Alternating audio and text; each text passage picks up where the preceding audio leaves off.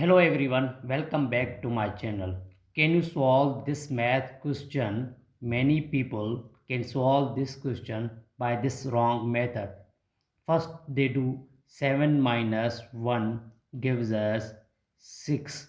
Then 7 minus 1 gives us 6. Finally 6 times 6 gives us 36.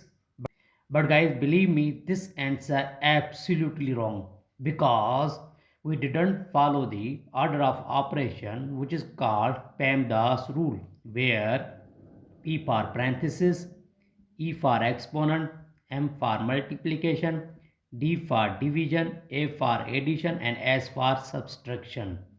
And remember that in multiplication and division have equal priority. Always work from left to right.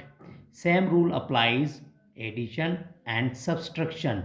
So in this expression, one is parenthesis, inside the parenthesis subtraction and multiplication. We follow the PEMDAS rule. So first we do parenthesis. Now here 7 minus 1 parenthesis start 7 minus 1 we do first parenthesis. So 7 minus 1 times, now 7 minus 1 gives us 6.